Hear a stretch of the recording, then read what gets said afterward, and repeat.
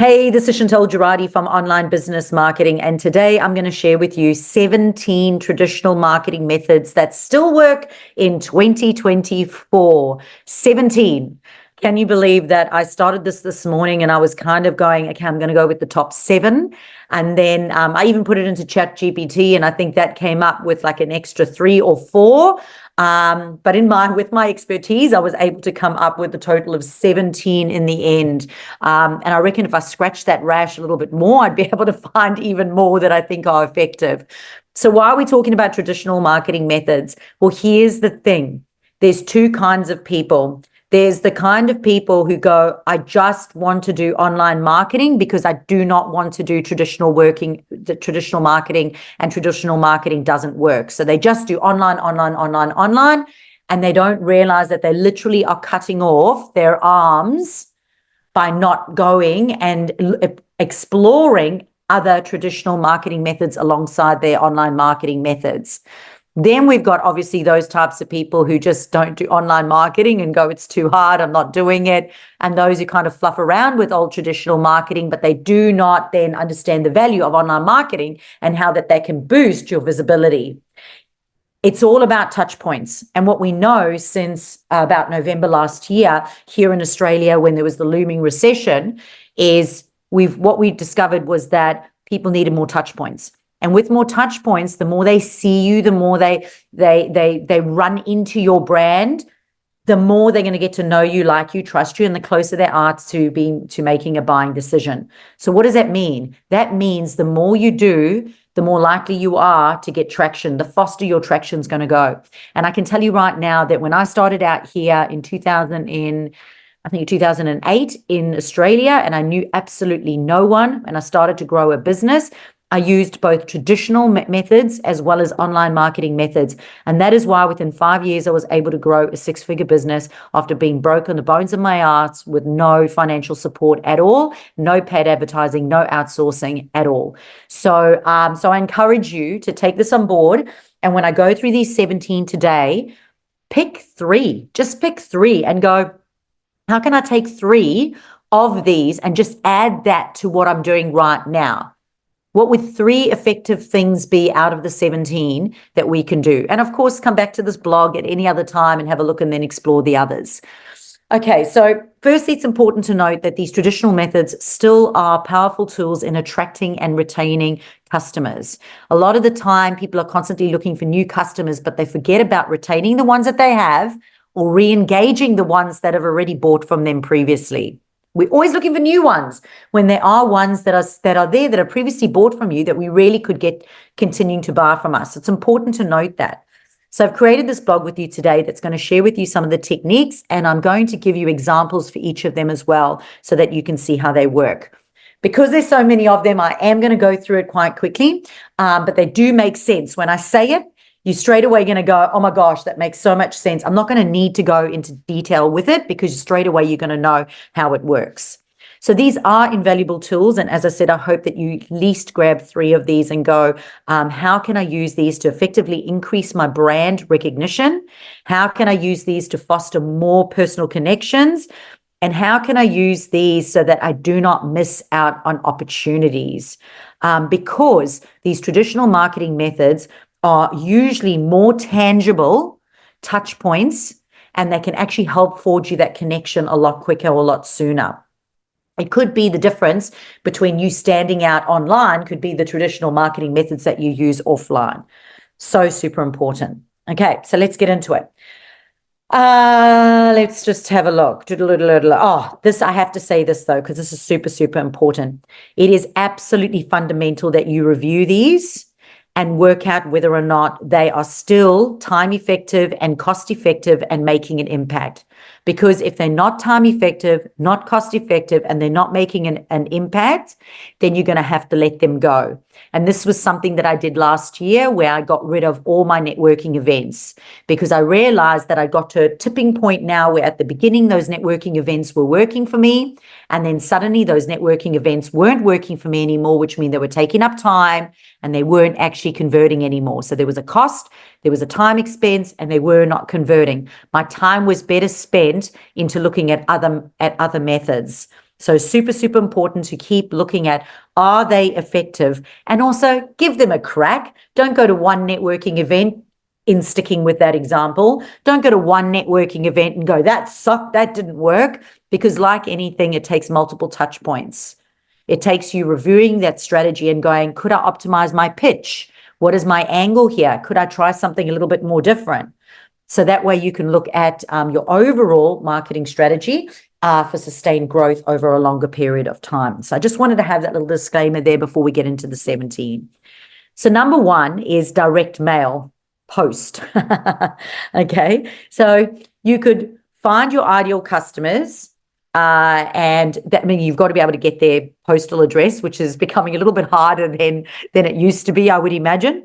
But you would be able to write personalized, engaging messages that would bridge that connection. I know that there is an absolute lovely lady called Dot, and she works with this agency. I can't remember what its name is now, but basically, it's like a network marketing type business. But you buy all these cards and then you send them out to people. And every month she sends me a card.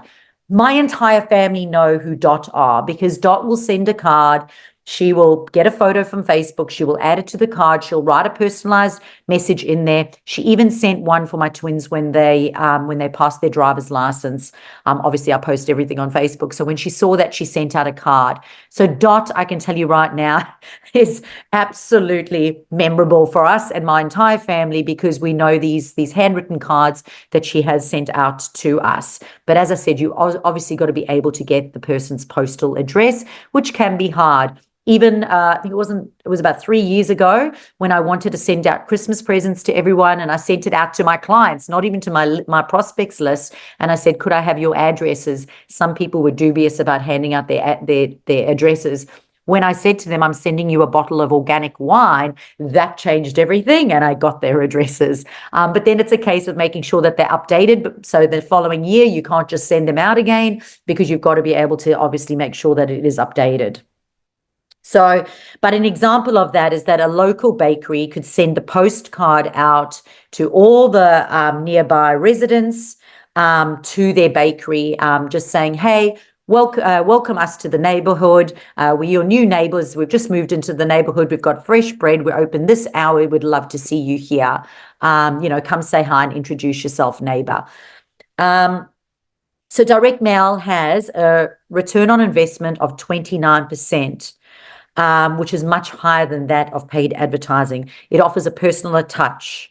It adds a personal touch that is memorable. So number two is referral programs. So this is around incentivizing your referrals. So offering discounts or freebies to customers who refer new clients. I know that when we had the Health, Wellness and Fitness Center, we were trying to give people free weeks and free months, and that didn't work. And the 1 week I thought, what do people hate doing and what do they like? And I went, well, they like healthy food at a gym. They hate cooking. So we gave away meals for a week of people who handed over good referrals to us. And that was our competition. And of course, everyone was fighting for it, because they all wanted fully cooked meals for a week that were calorie counted or whatever. So you want to just make sure that it is visible to everyone around and people are actually aware of the referral program that you have. Many people will know that I offer a 10% referral fee. So if anyone signs up to me, you can either get free time with me or you can get 10% with me. Or I've often been known to send out food parcels, beautiful food and alcohol parcels out to people who've referred clients to me as well, because some people haven't actually wanted money or a gift or anything else. But it is important just to continually remind people that you do offer a referral fee if you do have one. And some people will say, oh, I love you anyway, I'll do it. But at least you've reminded them that you are still looking for clients, so please continue to refer us. Because I do find that people nowadays forget. They actually forget to say, you know what, I've actually got this fantastic person that you should really try out. So referred customers have a 16% higher lifetime value because they trusted recommendation from friends or family. So number 3 is public speaking engagements. Now, this is not for everyone. Obviously, your introverts might be cringing right now. But for someone like myself, who's an extrovert who absolutely loves public speaking, I definitely use this as a lead generation strategy. I will look for industry conferences, community events, local meetups that are around, and I will share valuable content, and I'll share my insights and actionable tips that will support the people that are attending the event. And for that, I will be able to then generate leads or inquiries because I've built that know, like, and trust. When we talk about public speaking engagements, I'm going to add into that as well, which would be your online webinars as an example. But this is traditional, obviously, traditional ways of doing it would be your public speaking events. So public speaking establishes that know, like, and trust. People straight away will know whether or not they want to work with you. This week, I got an email from a lady saying, please, please, please, I've been wanting to work with you for ages, and I'm actually so excited. Now is the right time. She goes, ever since I heard you on the radio. And I was like, which radio station? When? I can't even remember. But she's emailed me and mentioned it a few times. I heard you on the radio. I heard you on the radio. I heard you on the radio. And ever since then, I've wanted to work with you. And I did not even know, and it's been years since then, and now she's inquired. So it just to show you that, these types of things are so good. So number 4 is joint ventures, another one that I absolutely love to do, and that's looking for non-competing businesses that share your target audience. So you want to look for a mutual benefit that benefits both parties, such as putting together like a bundled service or even a co-hosted event together. And then you can use both businesses' marketing channels to reach a wider audience. So you will now go out to their database, and they will now go out to your database as well. So for example, a spa, actually we did this not with a spa, we did this with a hairdresser. There was a hairdresser and a coffee shop next to each other, and they did a joint venture where everyone at the hairdresser got a coffee or discounted coffee, and those that went for coffee got a discounted hair voucher as well. So joint venture. And that was easily done just with the QR code so that they could find each other's businesses. So number 5 is print advertising. And when it comes to print advertising, we're now talking about magazines, newspapers, newsletters. And at the end of the day, you've got to make sure that your target audience is actually reading that magazine. There's no point in being in that magazine if people don't actually read that magazine, or if that magazine is being put into an area where people read magazines. So for example, cafes or hairdressers or things like that, because most people are on their phones right now. So you just want to make sure that print advertising, that it does have your ideal customer and it is going to be in a place where people can see it. You want to make sure that you've got strong visuals and a concise message.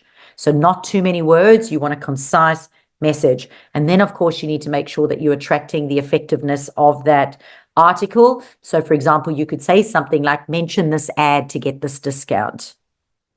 So mention this magazine to get this discount.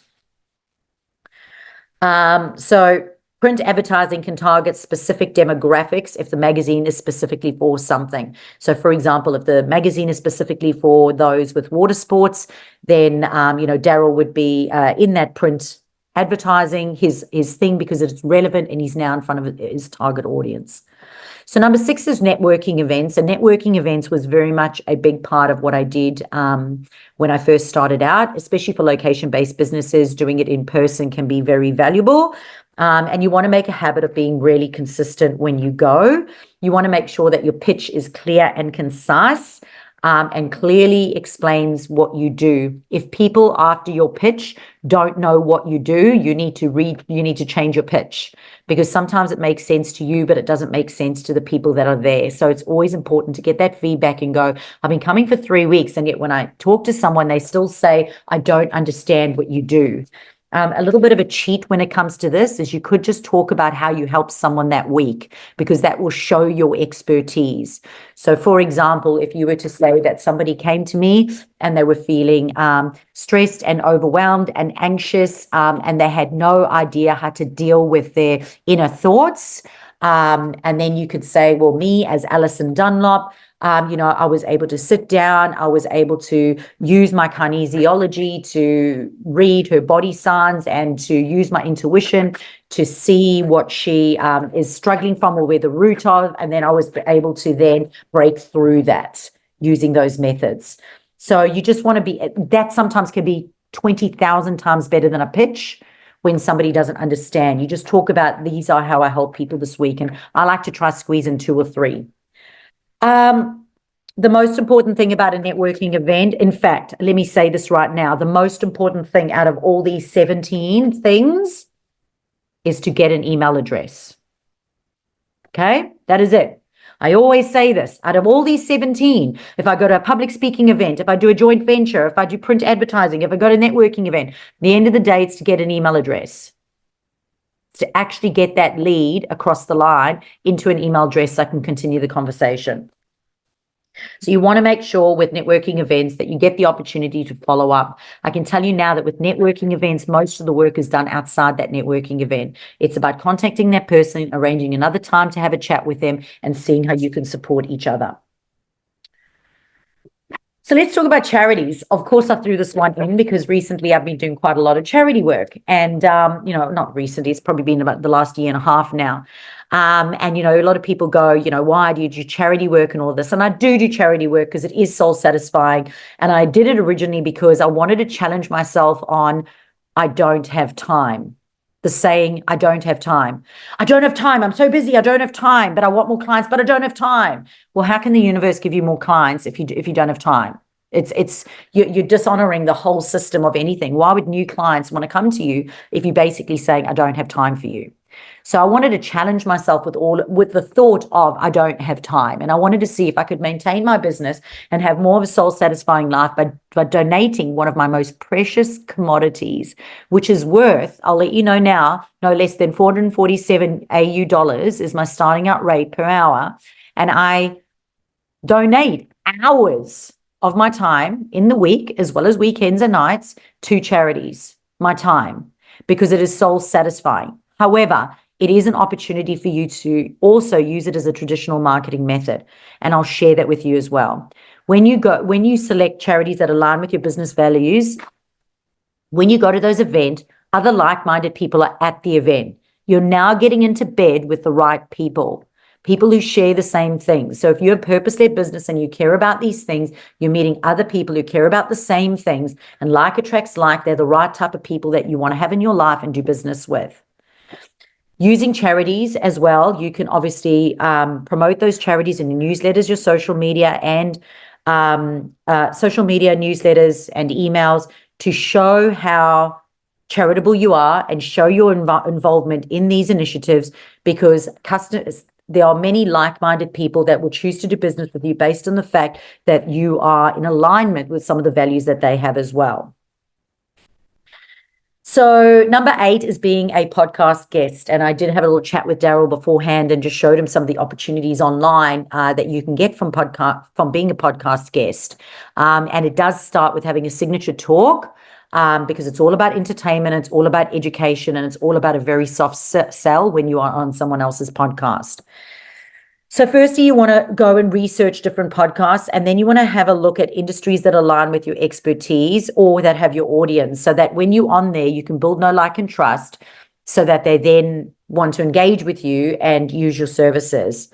You want to make sure that you've got a compelling pitch that outlines the value of what you can provide to the podcast. And the value isn't your product or your service. The value is your education and your entertainment. The soft sell is the rest of it. And it's important to note that angle. You want to make sure that your content is engaging and educational and will resonate with the listeners. And then, of course, you must always have a free resource that will be able, so free resources, a free offer that basically will get that lead. So mention this podcast to get, send me a DM, send me a PM, send me an email, and mention this podcast, or go to the sales page, go to our sales page to buy a product. And if you put the coupon code in podcast, you'll get 10% off your first order. because basically you obviously want to get customers or get that lead from that. So you always have a free resource or something ready to give away at the end of a podcast. And it has to be reoccurring, because I've done podcasts from 5 years ago. So it's absolutely imperative that podcast from 5 years ago, that my call to action 5 years ago is still relevant, because those podcasts are still out there. So I always say my free resources page, which means they can go find everything on there, and I just update those. All right, so let's talk about number 9, co-authoring a book. And I did have one of my clients reach out to me last week, actually, while I was traveling, and said to me she had the opportunity of co-authoring a book, and it was quite a financial incentive to be a part of it. So firstly, let's just have a look at it. When partnering, you want to make sure that you've got industry experts who can provide complementary knowledge. Okay, you want to outline the book and make sure that the book structure has valuable insights and practical advice. You then also need to promote the book, because there's no point in having a book unless you promote it. And you want to use speaking engagement, media appearances, and social media to market the book. Okay. So for example, if I was to co-author a book with a financial advisor, and we were going to do it on how to grow a small business, and they spoke about the financial aspect and I spoke about the marketing aspect, when we went to market, we can market it to their audience, we can market it to my audience. We're now in front of a bigger audience, giving each other credibility and expanding our networks. So number 10 is hosting workshops, and you'll see a lot of people using these workshops, and they can be free or low cost paid, but a workshop will address a common challenge within your audience. So a common challenge within the audience of the people that you want to work with. And you want to go and promote it. You can promote it with things like Eventbrite and Meetup, and using the event features obviously online as well. And then you can hold this in-person workshop. Now, many people will do it over a day. I've seen some people do it even over 3 days. It's a low-cost offer, or sometimes free, where people come, you give them value throughout the day, you use trust builders, you use convincers, and then at the end you say, right, work with me, and you sell them into a bigger program. So that can also be a really good traditional marketing method, which you'll see many people still using. Number 11 is flyers and brochures. So you want to make sure that you've got, attractive materials that are visually appealing. They've got lots of information on them, not too much. You still want it to be quite concise. And then you want to place them in high traffic areas or where your audience is. So wherever your audience is, that's where you want to be putting these flyers and brochures. So, for example, if Alison, is a kinesiologist, she's got a lady who sells perhaps crystal jewelry, then she will put her flyers in the crystal jewelry shop. The crystal jewelry shop will put her flyers in her shop, or even a business card can work as well. So it can be a cost-effective strategy for you to do. Number 12 is billboards. And I'm going to add buses there as well, because billboards and buses, they're actually quite cheap. They're not that expensive. In fact, I was quite amazed the other day when somebody said to me how cheap it was to be on a bus. Like it was, I think about $100 a week or something to be on a bus. And I was like, are you insane? Think about how many people that bus is driving around all day in front of how many people. And I was like, it's not that expensive. For me, I was like, that is insane. So I think that, when you look at where your target audience is going to be, especially if it's a location-based business, you're using bold visuals, concise messaging that captures attentions, perhaps as a QR code, a quick call to action. You can use, billboards or buses to gain high visibility. Number 13 is radio advertising. Now, you want to make sure that you're choosing the right stations. So when you want to get onto the radio, there's free radio opportunities and there's paid radio opportunities. Paid radio opportunities means you go on and you do a paid ad. You literally say, this is my service or this is my product, buy from me now. Those that get free opportunities to speak on radio, it is always a feel-good story. It is always about you. So just to give you some context, I've been on the radio multiple times and they've contacted me and they've said, come and tell your story.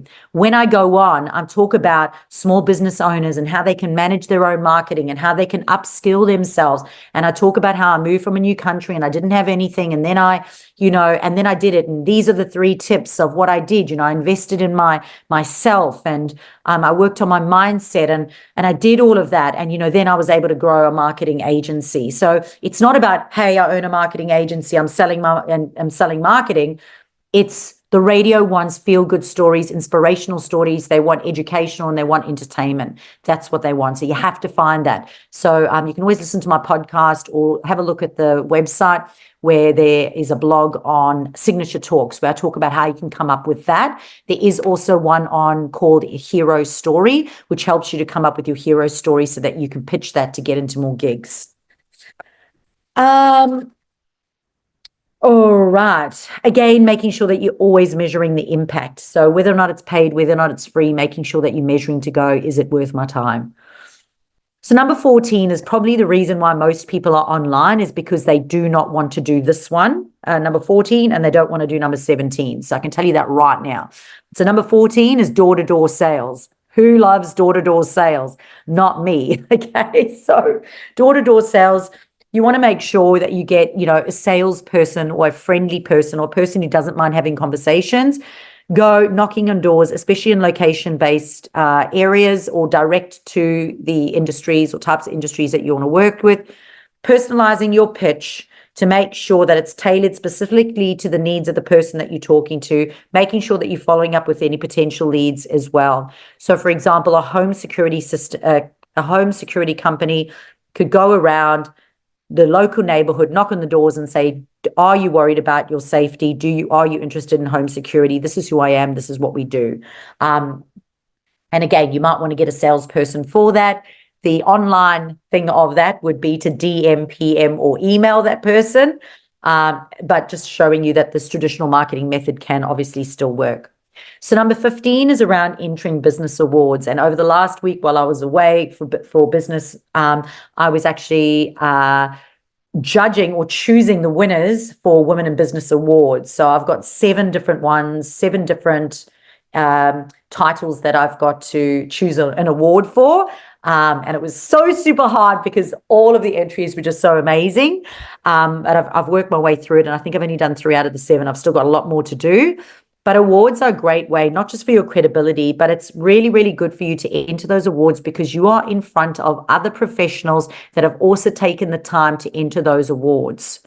So in the other categories, or in the judges, or the people that show up, or even the fact that they just put the winners onto the website. I once had somebody contact me and said they found me on an awards website in the marketing finalist category and contacted me. And that was because that was increasing the SEO of me being on their website.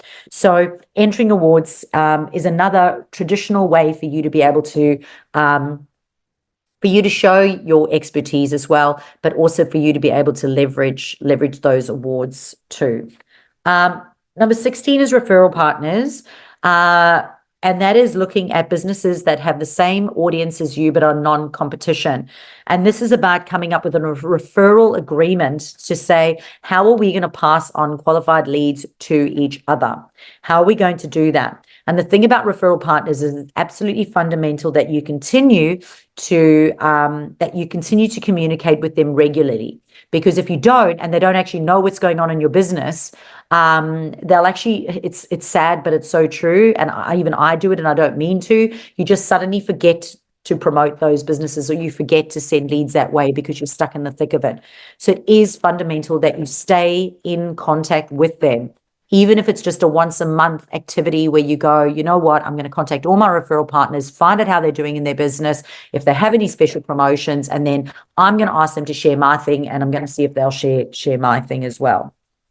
But it's about passing those direct leads on to people.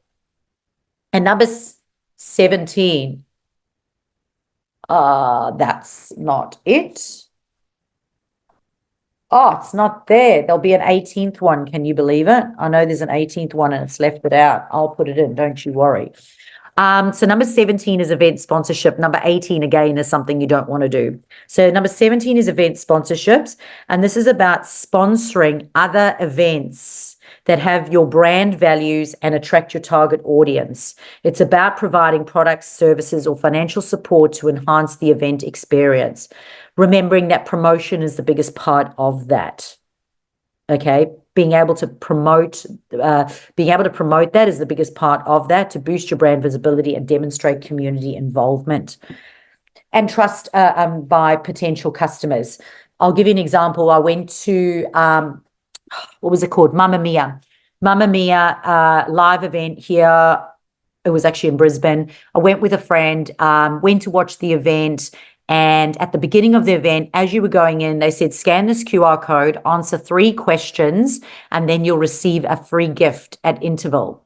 So I was like, oh, curious to do this. Went on, and it was Nivea skincare. There were 3 questions asking me about my skin. So is it dry? Is it oily? How old am I? And how many products do I use or something? So they were getting customer feedback from people, plus getting all of our emails onto their database. And then at interval, they had skincare products, and they said, right, here's a dry, here's an oily, here's a combination. You can all have a free cream. At interval, they gave free skincare out to everybody who'd entered it in. They just had to show their filled in form. So, that was a great way of sponsoring the event with product, but they were also capturing their leads at the same time. So very, very, very, very, very clever. They get my award because they got an email address. All right, so number 18, bonus, number 18 sucks. Don't want to do it, just like door-to-door sales, and that is telemarketing. So telemarketing is an old school traditional way of being able to do things, and that is about just picking up the phone and calling people that you've stalked, seen are your ideal client, and literally saying, this is who we are, this is what we do, and do you want to actually have a conversation, or do you want to book another call? So nowadays it's called appointment setters, and we do them online by DMing and PMing and sending emails, but the old school method is telemarketing, and it can still work. In fact, there are agencies that you can pay either an hourly rate or commission basis, where they will actually just phone thousands and thousands and thousands of people and book those calls in and do that for you. So that's telemarketing. So that is 17 plus the 1 bonus, traditional marketing methods that still work in 2024. What do you still have to do? Online. What do you still have to do? As many traditional marketing ones that you can see will be valuable. They need to be time effective, cost effective, and they need to work for your business. If they don't, you need to cut them, because they might serve a certain part in your business, and then either your potential customers will change, or either you will change, and it suddenly won't work for you anymore. So you've constantly got to review, is it working or is it not working? So I'm going to go to our live audience now and answer any questions. For those of you who are watching online, in order for you to be part of the live audience, you do need to be a VIP or a paying client. Feel free to connect through the website to find out how.